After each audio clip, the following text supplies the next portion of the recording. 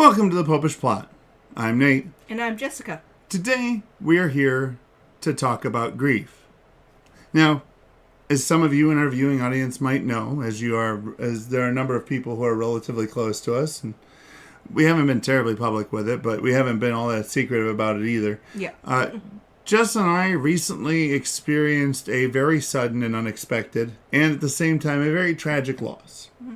And as I was beginning to sort of process that loss and start to, try and figure out how I go about dealing with the grief, I started thinking to myself, over the course of the years that we've been doing the Popish Plot, I've gone looking into all sorts of things, and I found tons of fun little guidelines that the Catholic Church has for dealing with and looking at and thinking about various things.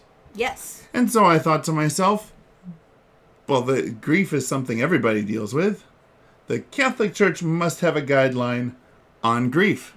Yes. Well, I thought to myself, I bet there's free ebooks I could get on this subject. There were two.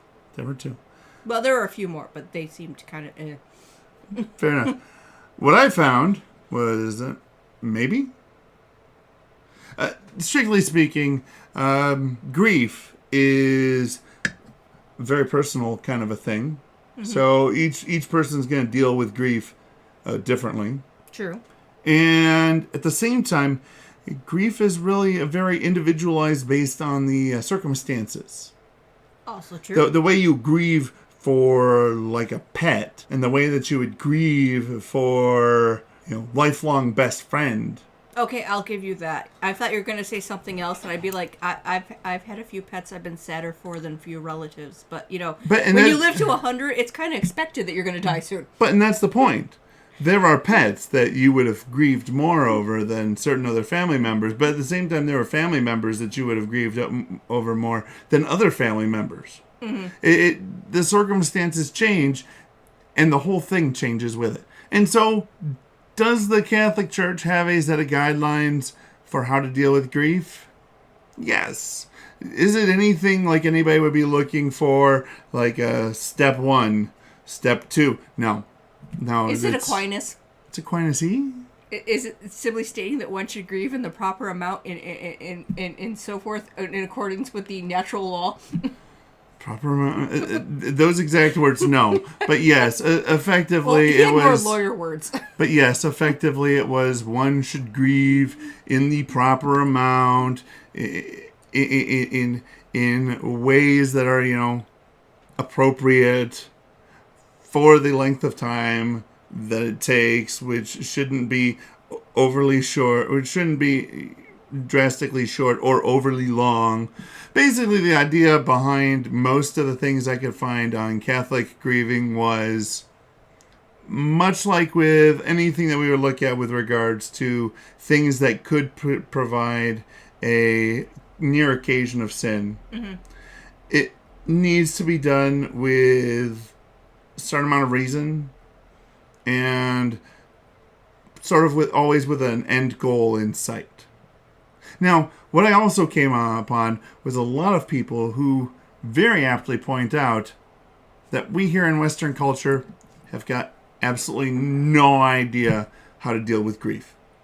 Yeah, I mean, I'm not for hiring professional mourners because then you have to pay for professional mourners, but the first time I went to a funeral for your side of the family and me and your sister, who was like 12 at the time, were the only ones crying, was super weird. Yeah.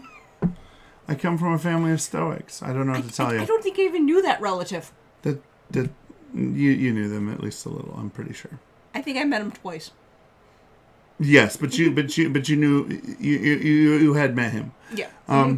No, but and I'm not even suggesting like professional mourners, but no, what I mean when I say that Western culture really doesn't have any idea how to deal with grief and mourning is that when you have a new life come into your life, mm-hmm.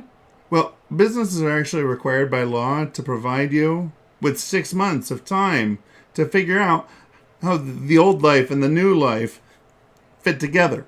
I mean, and this is only, in America, if you are a full-time employee stuff. And, like, Europe, it's like put in, like, you Yeah. can get a year of paternity time. Right. But I don't even know how they At least- continue doing their job. at least here in America, if you have a death in the family, you get like 3 days. you get 3 days. 3 days, and then we expect you to be back to work and at least nominally functional. Unless, of Or course, you've got to go and use your sick time to make up the difference. Unless, of course, it's blackout time, and then you get marked against you. Yeah, and this is kind of this was kind of their point, is that people in the West don't really seem to understand this. I mean, quite often one of the things that they talked about is that, there are going to be people who, as you are dealing with your grief in your way, are going to be like, wait, are you still dealing with this? Or, why don't you just try and be happy? And the reason why most people do this, psychologically speaking, is because your grief makes them uncomfortable and they don't know what to do about it. And so the best thing for them to go and fix that is for you to just not have grief. And like I said, it's an individual thing. It's really based around the circumstances. And in most cases, most people will tell you it's going to take anywhere from 6 months to 2 years to reasonably process with the loss that you're going through. So, unfortunately, while I was really hoping to find some really concise Catholic guide to how to go about grieving the loss of a loved one, I don't have that. What I do have is a few things I picked up. Really very little, because once again, entirely individual, entirely based on the present circumstances. Nobody's grief is ever going to be the same from anybody else's grief, even their own, depending on the occasion. So I can't really tell you how to work through it, but what I can say is you need to go and work through it. I read a lot of stuff by various counselors, and they made reference to what is called grief work. And basically the idea is that this is a process, just like most other things in your life. You've got to get all the way through the process in order to get out of the process. You can't skip a step or jump out of line at some point and be like, I'm tired of waiting in this line at the DMV. I'm just going to get out of it. Because you're not going to get to the end of the line. You've got to kind of sort of stay in there and keep with it and try to avoid those things which could become or might lead you to sin. Remember that while this loss is big and is heavy, it's not necessarily permanent. Depending on, how holy your relatives are. We hope for the best. Yes. So I suppose if I were going to give a Popish plot guide to grief, number one, understand that the grief that you're feeling right now, that's yours, and it's not okay for anybody to go and tell you how you should be dealing with it. At the same time, you need to maintain those healthy perspectives that are going to keep it from leading you down wrong paths. You don't want to fall into despair. We want to trust in God. Although we do need the sidebar of, the fact that, we shouldn't automatically saint every person who dies. That's because fair. If you pray for them thinking they're in purgatory and they're in heaven, prayers are just going to someone else. It's not like you wasted prayer. Yeah, no, there is no good prayer that God won't put to good use. So if you're thinking that they're in purgatory and they're not, pray for them anyways.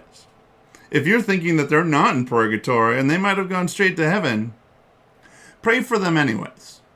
And you could, hedge your bets of, praying for them / asking them for prayers. It works out. Yep. I don't know how, but it does. It does.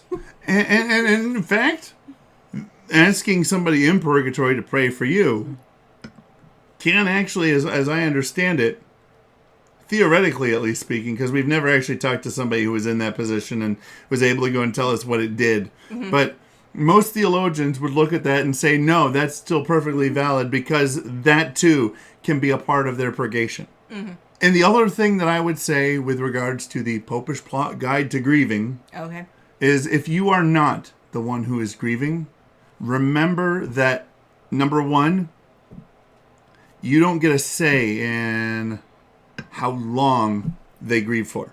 Unless, of course, or how they grieve. Unless, of course, you, as a brother or sister in Christ, are looking at that process and are seeing those bad fruits. The despair and the sorrow and the maybe leaning a little closer towards those near occasions of sin and things. And as long as a person is grieving and their grieving is not bringing about the potential ruination of their soul.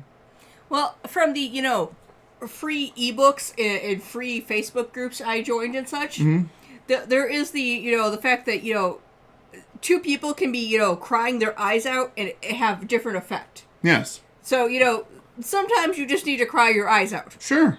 But if that's all you're doing, then that probably means that you are hurting yourself physically because you're not, eating and exercising and doing other things you need to do, and spiritually because you're, just kind of like down.